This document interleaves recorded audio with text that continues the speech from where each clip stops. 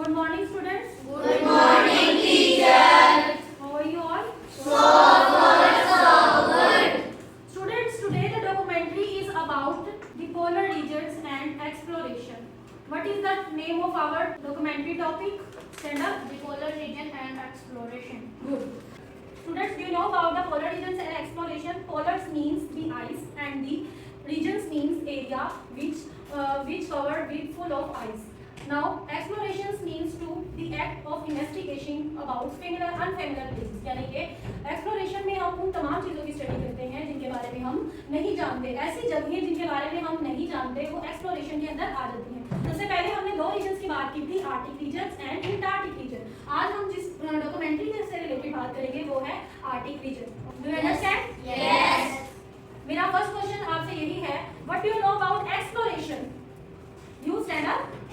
Investigation and familiar places. Good. Sit down. What do you know about exploration?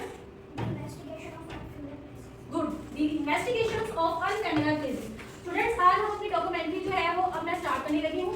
हमारी documentary आप सब जो है देख सकते हैं कि ये जो एरिया है आ walk in Antarctic reason.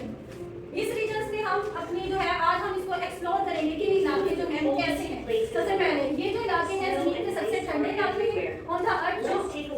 See, we will know about the snow. The Arctic region, most land is snowy and freezing. यहाँ का जो इलाका होता है बहुत ज़्यादा ठंडा होता है, बर्फीला होता है, तो वो ऑल टाइम जो है वहाँ पर फ्रीज होते हैं. देखिए अब आपको यहाँ पे नजर आ रहा होगा कोई ट्री जो है वो यहाँ पर अवेलेबल नहीं है. और देखिए यहाँ का जो ओशन है वो बिल्कुल जो है वो आइसी है और इनको आइसबर्ग भी बोलते हैं. लास्ट टाइम हमने अपनी बुक के अंदर रीडिंग की थी तब हमने कहा था. और मैंने आपको एक चीज़ और भी एक्सप्लेन की थी कि इन इलाकों में ज़्यादातर पोलर बियर, सील्स और वालरसेस में होते हैं. एनिमल्स यहाँ पर ज़्यादातर यही मौजूद होते हैं.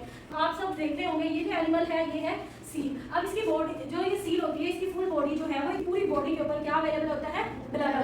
ब्लबर एक ऐसा जो है वो फैट होता है जो कि एनिमल्स को प्रोटेक्ट करती है वेरी कोल्ड टेम्परेचर पे. Understand students? अब आप सब देख रहे होंगे हाँ वो सील्स के और ये देखिए आपको नजर आ रहा होगा ये एनिमल्स जो है वो बहुत बड़े साइज का होता है लेकिन ये इन इलाकों में जो है वो सर्वाइव करता है. ये बेटा एक आर्टिक फॉक्स है जो कि ज्यादातर आर्टिक रीजन्स में पाई जाती है. ठीक है. On the bottom of their feet in the between their toes. इसके जो टोज होते हैं और इनकी जो फीट होते हैं यानी कि पाँव होते हैं, पंजे होते हैं, उनके दरमियान में वो लेयर पाई जाती है ताकि ये ठंड में भी जो है बहुत इजीली वॉक कर सके, रन कर सके और अपना शिकार कर सके. ठीक है. अब इसके अंदर सिर्फ मैं आपको ये बात बता रही हूँ कि इनके जो व्हाइट फर्स होते हैं वो इनको यहाँ पर छुपाने का मदद करते हैं. यानी कि बर्फ भी व्हाइट कलर की है और ये एनिमल्स के जो फर है वो भी व्हाइट कलर की है. दैट्स व्हाई ये अपने आप को कैमोफ्लेज कर लेते हैं. What do you know about blubber fur? Stand up. Blubber एक फैट होता है जो जानवरों को उस ठंडे इलाके में रहने के लिए मदद करता है. फ्रेंड्स हमारा जो सेकंड टॉपिक है डॉक्यूमेंट्री का वो इससे रिलेटेड है. A man who opened the Europe और story begin the Marco Polo was born in 1254. एक मार्को पोलो था जो कि वेल्स जो थी कंट्री उसके अंदर पैदा हुआ था. उसके जो फैमिली वाले थे वो ट्रेडर्स थे, तजारत करते थे. They wanted to travel silk roads. और ये मार्को पोलो की बेटा तब 16 इयर्स के थे तब की उसकी ये जो है पिक्चर है. आपको बता दूं कि स्टूडेंट्स हमने जो ये अभी डेजर्ट के बारे में बात की कि इसने यहाँ से बेटा आपको नजर आ रहा होगा ये जो इलाके हैं आप सब देख रहे होंगे उसने इन तमाम ये जो रेड लाइंस हैं ये शो कर रही हैं किस तरीके से जो था उसने तमाम इलाकों में विजिट किया और उसने इन इलाकों में हाईवेज बनाए यानी कि रास्ते बनाए जिनके जरिए वो तजारत कर सके. देखिए कबाली खान जो था बेटा यहाँ का ये था. आगे हम पढ़ते हैं इसके बारे में. कबाली खान के बारे में Morocco lead in China for many years about this mission except travel dream. और उसने तकरीबन कितना लंबा अरसा जो था वो सफर किया था. स्टैंड अप नानियार. Stand up. उसने कितना जो था मार्को पोलो में ट्रैवल किया था? 15,000 miles. शाबाश. गुड से नो. नेक्स्ट मेरा क्वेश्चन है कि उसने कितने साल जो था वो अपने घर से दूर रहा था? Stand up Anaya. 24 इयर्स के लिए वो अपने घर से दूर रहा था. स्टैंड अप बेटा आप उसने कितना अरसे जो था वो सफर किया था? कितना माइल उसने सफर किया था? 15,000. गुड. शाबाश.